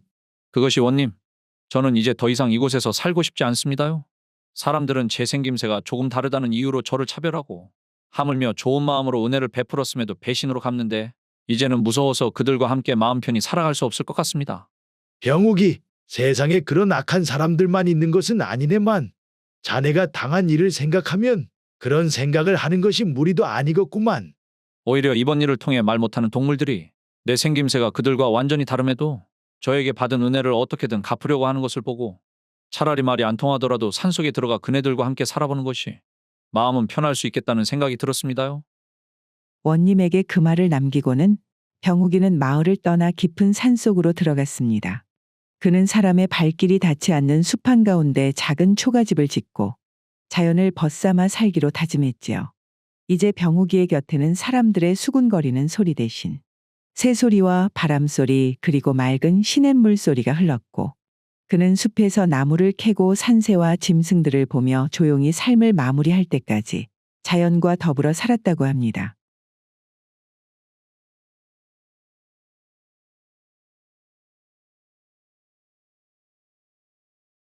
올해로 신이 된 흥섭이는 벌써 20년이 넘게 이 마을 저 마을을 다니며 훈장일을 하고 있었습니다. 그의 학식은 깊었고 인품 또한 너그럽기로 소문이 자자했지만 그가 살아온 길은 절대 순탄하지 않았는데요. 그의 부인은 10여 년 전 어린 딸을 남겨둔 채 병으로 세상을 떠났고 올해로 15살이 된 그녀의 딸은 설상가상으로 말을 전혀 할 수 없었기에 그가 어디를 가든 딸을 데리고 다녀야만 했지요. 하루는 흥섭이 방 안에서 깊은 생각에 잠겨 있었습니다. 훈장님께서 아이들을 가르치는 실력은 너무나도 훌륭하지만서도 아무래도 훈장님의 따님이 서당에 있는 것은 좀 다른 아이들에게도 좋지 않지 않겠습니까? 그러니 아이들을 가르치는 것은 올해까지만 부탁드리겠습니다. 이 마을에서 훈장으로 지낸 지 1년밖에 되지 않았지만 더 이상 유임 간청이 없었기에 그는 다시 훈장 자리를 찾아 떠날 채비를 해야만 했지요. 아이고, 이제는 또 어디로 가야 한단 말인가? 그때였습니다. 훈장님, 안에 계십니까요? 대문에서 누군가 자신을 찾는 소리가 들리더니 한 사내가 헐레벌떡 숨을 몰아쉬며 흥섭이 있는 방으로 찾아왔는데요. 거 누구시길래 나를 찾는 것이오? 저는 산 너머에 있는 송정마을 홍배대감님 댁 머슴 덕삼이라고 합니다요. 지금 저희 대감님께서 마을에서 글 공부를 가르쳐줄 훈장님을 찾고 있어 이렇게 찾아뵙게 되었습니다요. 거 송정마을 홍배대감이라면 그래도 그 마을에서는 꽤나 힘이 있는 양반 아닌가? 그렇습니다요, 훈장님. 지금 대감님께서 아드님과 마을 아이들 며칠 가르칠 훈장님을 찾고 계신데 훈장님께서 우리 마을로 와주시기만 하면 한 달에 5냥의 급여를 지급해 드린다고 합니다요. 다 5냥? 5냥이라면 웬만한 작은 서당보다도 후한 대우였습니다. 보통 훈장들은 마을에서 모아주는 쌀과 약간의 품삯을 받고 생활하는 것이 고작이었기 때문이었지요. 그리고 거 훈장님으로 계시면서 기거할 수 있는 작은 기와집도 마련해 주신다고 하셨습니다. 그것이 참말인가? 대감님께서 그 도련님의 글 공부에 대해 워낙에 각별하신지라 그러니 저에게 꼭 훈장님의 확답을 받아오라고 하셨습니다. 흥섭이는 한양에 있을 때도 이렇게 후한 조건을 받은 적이 없었기에 2번 생각할 필요도 없이 덕삼이에게 말했습니다. 알겠네. 때마침 지금 마을에서 임기가 끝났으니 오늘 밤 짐을 정리하고 내일 날이 밝는 대로 그 마을로 찾아가겠네. 그리하여 홍배대감의 부름으로 인해 소나무로 둘러싸인 송정마을로 오게 된 흥섭이군요. 그곳에서 흥섭이는 10여 명의 학동들을 가르치기 시작했습니다. 이후 한 달 정도 아이들을 가르치고 보니 흥섭이의 눈에 띄는 2 아이가 있었는데요. 한 명은 홍배대감의 아들 봉섭이었습니다. 봉섭아, 이 문장의 뜻이 무엇인지 아느냐? 그게 거시기 그러니까 잘 모르겠습니다. 훈장님. 자, 다시 한번 읽어보느라 차근차근 뜻을 새겨야 한다. 이 아이는 어찌해야 한단 말인가? 부잣집 아들이었던 봉섭이는 언제나 하인들이 따라다니며 뒷바라지까지 해주고 있었지만 학문에 대한 이해력이 터무니없이 느렸습니다. 아무리 쉽게 설명하여도 알아듣지 못하였고 한 구절을 외우는데도 남들보다 2~3배의 시간이 걸렸지요. 제가 한번 말해보겠습니다, 훈장님. 그 문장은 배움을 게을리하지 않으면 반드시 보답이 따른다는 뜻입니다. 그리고 또 다른 한 명은 딱 봐도 다른 아이들에 비해 허름한 옷차림을 한 값수였는데요. 흥섭이는 처음에는 그를 그저 조금 똑똑한 아이라 생각했지만 수업을 하며 점점 그의 뛰어난 이해력에 감탄하게 되었습니다. 갑수는 한 번만 설명해주면 그것을 응용하고 스스로 새로운 해석을 내놓을 정도로 영특한 아이였지요. 이 아이는 남다르구만. 이 아이라면 내 20년 훈장 인생에서 최고의 제목이라고 불러도 손색이 없구만 그래. 갑수의 재능에 매료가 되어 호기심을 갖게 된 흥섭이는 나를 잡고 그의 집을 찾아가 보기로 했습니다. 갑수의 집은 마을 끝자락에 자리를 잡고 있었고 길을 따라 한참을 걸어 들어가니 작은 초가집 한 채가 눈에 들어왔지요. 아이고, 훈장님 아니십니까? 저희 집에는 어떻게 찾아오셨습니까요? 갑수야. 마침 지나가는 길에 한번 들러보았다. 내 한번 들어가 보아도 괜찮겠느냐? 갑수는 잠시 머뭇거리더니 곧 고개를 끄덕였습니다. 예, 훈장님 안으로 드시지요. 어머니, 훈장님께서 찾아오셨습니다. 아이고, 훈장님 이런 누추한 곳까지 어찌. 제가 몸이 불편하여 찾아뵙지도 못하였는데 참으로 실례가 많았습니다. 아닙니다. 제가 불쑥 찾아와서 실례가 아닌지 모르겠습니다. 흥섭이는 방 안을 둘러보았습니다. 한눈에 보아도 초라한 살림살이와 곳곳이 헐어버린 벽, 그리고 갑수의 어머니는 병약해 보임에도 불구하고 손에서 바느질감을 쥐고 놓지 않고 있었지요. 이 바느질거리가 전부 다 홍배대감님 집에서 품삯거리로 받은 것들인데 그나마 대감님이 배려를 해주셔서 저희 갑수가 서당에 다니며 글을 배울 수 있게 되었으니 얼마나 감사한지 모릅니다요. 갑수야. 네가 글 공부를 열심히 하는 이유를 이제야 알겠구나. 예, 훈장님 어머니께서 힘들게 마련해 주신 기회이니 헛되이 흘려버릴 수가 없습니다요. 흥섭이는 어른스럽게 대답하는 갑수를 보며 너무나 안타까운 마음이 들었습니다. 이 아이에게 과거 공부를 시켜보고 싶다만 과거에만 응시하면 분명히 급제를 하고도 남을 인재일 텐데 아이고 참으로 안타깝구나 안타까워. 과거 공부라는 것은 상상 이상으로 돈이 많이 드는 일이었기에 흥섭이는 갑수의 집안 사정을 확인하고 과거 공부를 해보라는 권유를 하지 못한 채 안타까운 마음을 가지고 갑수의 집을 나서야만 했습니다. 이후 시간은 흘러 따뜻한 봄볕이 온 마을을 감싸던 어느 날, 그날따라 날이 너무 좋았기에 하루는 흥섭이 학동들을 데리고 함께 답청을 나섰습니다. 오늘은 글 공부는 잠시 접어두고 자연의 이치를 배워보자꾸나. 학동들은 봄바람을 맞으며 마음껏 뛰어놀 수 있었기에 기뻐하며 흥섭이를 뒤따랐지요. 이후 서너십 경을 걸으며 자연을 즐긴 후 서당으로 돌아온 학동들은 피곤에 지쳐 하나둘씩 낮잠에 빠져들었습니다. 그러나 평온했던 그 시간에 뜻밖의 일이 벌어졌는데요. 이게 어디 갔지? 훈장님. 내 금단추가 사라졌구만요. 봉섭이는 자신의 도포를 허겁지겁 살피며 얼굴이 파래져 있었습니다. 도포한 봉섭이의 조끼에는 원래 금단추가 달려 있었는데 그것이 감쪽같이 사라진 것이었지요. 흥섭이는 봉섭이의 조끼를 살펴보더니 하이, 이것이 실밥이 그대로 있는 것을 보아. 이것은 그냥 떨어진 것이 아니라 누가 분명히 의도적으로 예리한 것을 사용해 떼어낸 것 같은데 말이야. 다들 자리에 앉고 지금부터 모두 눈을 감거라. 흥섭이는 조용히 일어나 한 사람 한 사람 소매와 주머니를 살피기 시작했습니다. 혹시라도 누군가 실수로 주머니에 넣었을지도 모르는 일이었지요. 그렇게 모든 아이들의 옷을 확인한 후 흥섭이는 애들아, 우리가 지나왔던 길을 다시 한번 찾아보자꾸나. 이후 흥섭이는 학동들과 함께 오전에 답청을 갔던 자리까지 돌아가 논뚝길 개울과 풀밭까지 샅샅이 뒤졌지만 금단추는 어디에서도 찾을 수가 없었습니다. 그리고 어느덧 해가 기울기 시작하자 학동들은 아무런 소득 없이 무거운 발걸음으로 집으로 떠났고 봉섭이 역시 낙담한 표정으로 옷을 만지작거리며 집으로 발걸음을 향할 수밖에 없었지요. 그날 밤이 되고 홍배대감과 함께 마을 사람들이 흥섭이 머물고 있는 집으로 찾아왔습니다. 홍배대감의 얼굴에는 한가득 불쾌함이 서려 있었지요. 대감나리, 이 늦은 시간에 어쩐 일로 찾아오셨습니까? 어쩐 일이라니. 자네는 도대체 서당을 어떻게 관리하면 이런 일이 벌어지게 두는가? 내 아들의 금단추가 없어졌는데 그 책임을 훈장인 자네가 져야 하지 않겠는가? 날이 저도 아이들과 함께 온종일 찾아보았으나 금단추는 어디에서도 나오지 않았습니다. 그야 가져가니가 꽁꽁 숨겼기 때문 아니겠느냐? 그때 마을 사람들 사이에서 누군가가 나직이 말을 했습니다. 모두를 뒤져보았는데 나오지 않았다면 저 말 못하는 아이가 가져간 것 아니겠는가? 무슨 말씀을 그렇게 하십니까? 제 딸이 아무리 말을 못한다고는 해도 남의 물건을 탐낼 아이가 아닙니다. 자네야 아비된 자로 그렇게 믿고 싶겠지. 하지만 말일세. 말 못하는 아이 속을 도대체 누가 알겠는가?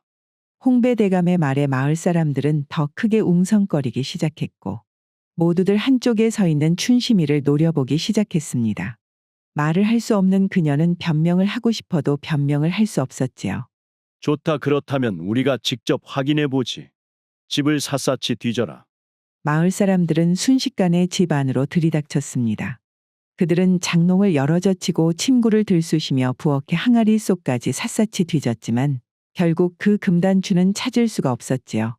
이상하다, 금단추가 나오지를 않네. 혹시 이미 팔아버린 것은 아닐까 싶구만. 아니다. 찾지 못했다면 어쩔 수 없는 일이지. 하지만 앞으로 다시 이런 일이 일어나면 훈장 자리를 보존하지 못할 줄 아시게, 자네. 그 말을 남기고는 홍배대감과 마을 사람들은 서서히 집을 빠져나갔습니다.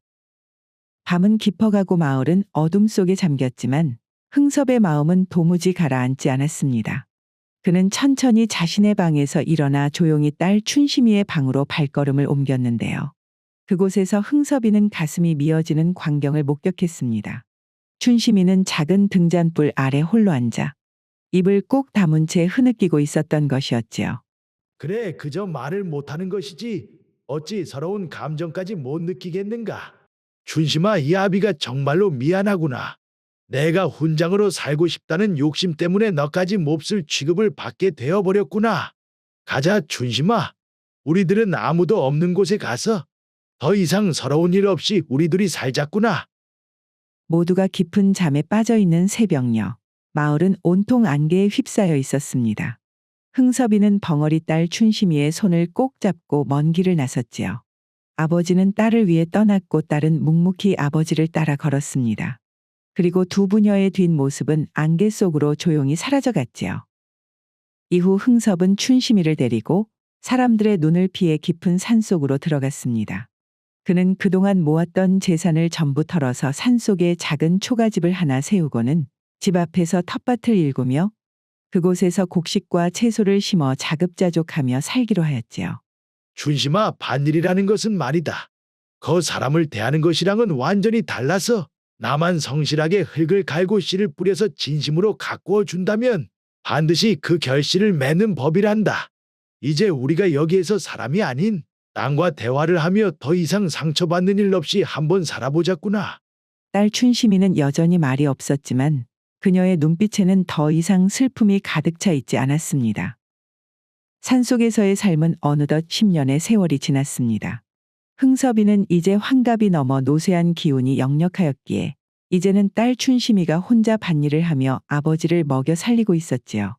그러던 어느 날 흥섭이 마당에 나와 따뜻하게 햇볕을 즐기고 있었을 때 어디선가 인기척이 들려오더니 한 사내가 도포자락을 휘날리며 천천히 자신이 살고 있는 초가집으로 걸어 들어왔지요.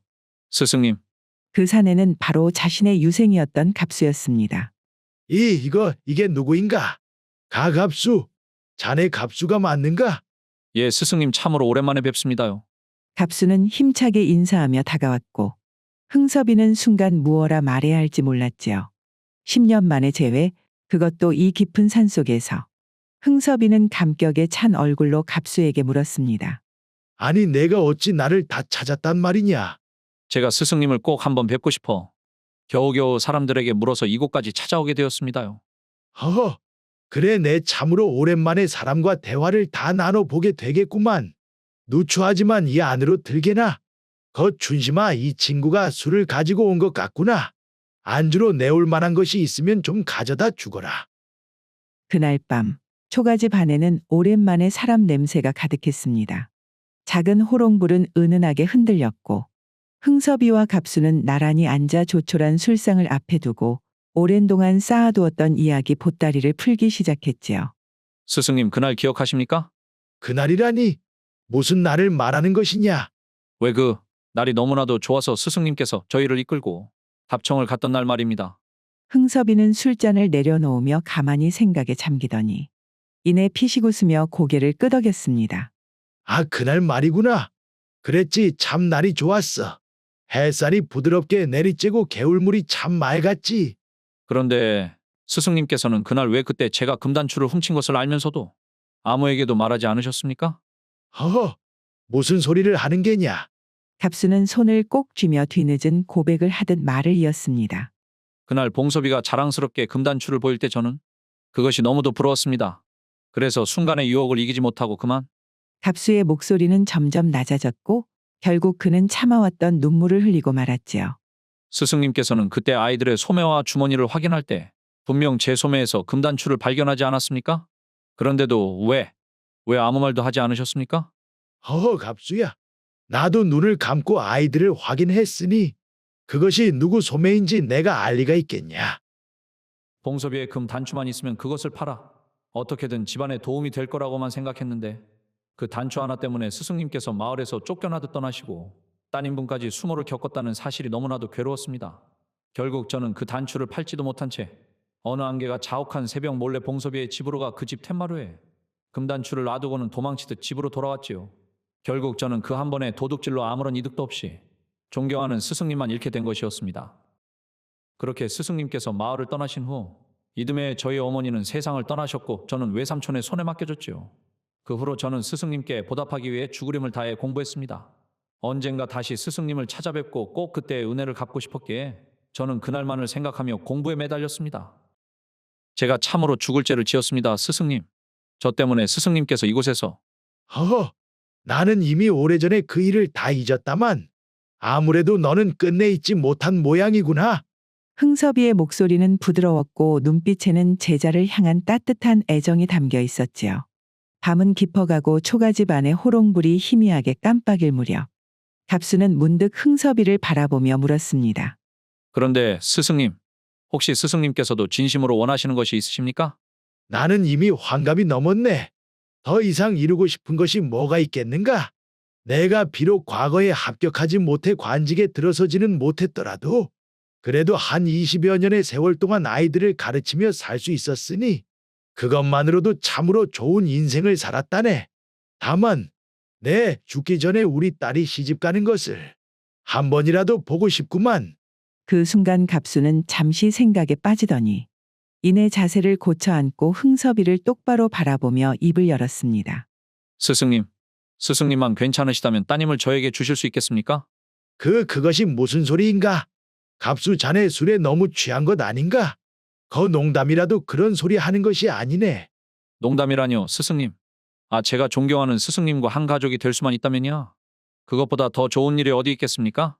스승님께서도 아시다시피 제가 가진 것은 없지만서도 어떻게든 부인 밥은 굶게 하지는 않겠습니다. 흔들림 없이 말을 하는 갑수의 얼굴을 보고 그제서야 진심으로 하는 말이라는 것을 깨달은 흥섭이는 자신도 모르게 크게 웃음이 터졌지요. 허허허, 자네 그려. 가진 게 없으면 어떤가? 일이 없으면 어떤가? 그럼 여기에서 밭이라도 일구며 일평생 살면 되지 않겠나? 그러니 너무 걱정하지 마시게. 이튿날 밤 하늘에는 둥근 보름달이 떠서 은색의 달빛이 산속 작은 초가집을 부드럽게 감싸기 시작했지요. 갑수와 춘심이는 달빛의 밝은 축복을 받으며 마당에서 조촐하게 물을 떠놓고 혼례를 치렀습니다. 이제 내 춘심이가 시집을 가는 것을 보았으니 네, 참말로 다 이루었구나. 다 이루었어.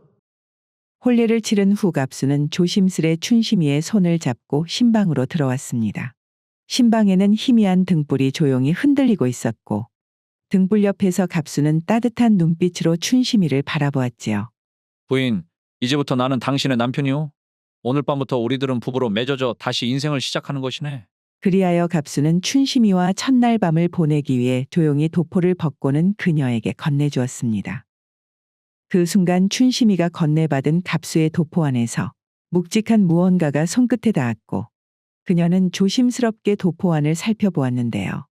그것은 다름 아닌 암행어사의 마패였습니다. 마패를 보자마자 춘심이의 손끝은 놀라움에 떨리기 시작하였고 심장은 두근거리며 가슴이 터질 듯한 충격이 밀려왔습니다. 그리고 마치 가슴 속 깊이 갇혀있던 감정이 한순간에 폭발하듯 마마, 마패, 서방님은 암행어사였구만요? 워메. 부인, 지금 말을 하신 게요? 20여 년이 넘는 세월 동안 단 한마디도 못했던 그녀가 첫날 밤 남편 앞에서 기적처럼 말문이 터져버린 것이었습니다.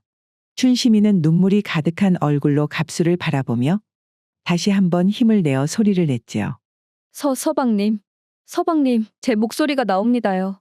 한번 말문이 터진 춘심이는 그날 밤 밤이 깊어가는 줄 모르고 남편 갑수와 한참 동안 대화를 나누었습니다. 다음 날 아침 흥섭이는 사위 갑수에게 어젯밤 벌어진 일에 대해 듣고서는 그동안 자신이 알고 있던 세상이 뒤집어지는 느낌을 받았지요. 그러니까 자네는 암행어사였고 우리 딸은 이제 말을 할 수 있다는 겐가? 자, 자네. 도대체 우리 딸의 말문을 트게 한 것이 어젯밤 나눈 부부의 정 때문인 것인가 아니면 마패 때문인 것인가? 아버지 거 딸을 앞에 두고 지금 무슨 소리를 다 하십니까? 허허, 장인어르신께서도 이런 농담을 다 하실 수 있으셨습니까? 흥섭이는 그런 갑수를 보며 껄껄 웃으며 고개를 끄덕였고 그 웃음은 이내 눈물로 변하였지요. 갑수. 아니 이서방. 내 다른 건 몰라도 죽기 전에 춘심이의 목소리를 들을 수 있을 거란 생각은 꿈에도 못했구만. 내 이거 어떻게 자네에게 감사를 표해야 할지. 감사는 제가 해야 하는 것 아니겠습니까, 장인어른? 이렇게 예쁘고 착한 여인을 제 아내로 맞이했으니 그보다 더한 복이 어디 있겠습니까? 앞으로 잘 부탁드리겠습니다, 장인어른. 흥섭은 눈물을 닦으며 대답 대신 사위 갑수의 손을 꼭 잡아주었습니다. 그리하여 흥섭이는 얼떨결에 암행어사의 장인이 되었지요. 하지만 흥섭이에게 그것보다 더 기쁜 일은 바로 딸 춘심이의 목소리를 듣게 되었다는 것이었는데요. 그 순간부터 그는 딸과 오랜 세월 못다 했던 이야기를 나누었고 이후 세상을 떠나는 날까지 딸 춘심이와 함께 인생에서 가장 소중한 시간들을 보낼 수 있게 되었다고 합니다. 오늘의 고전여행 이야기는 이것으로 마치겠습니다. 오늘도 부족하지만 긴 영상 봐주신 여러분들께 감사드리며 항상 가정의 평안이 깃들기를 바라겠습니다. 그럼 저는 다음 영상으로 다시 찾아뵙겠습니다. 감사합니다.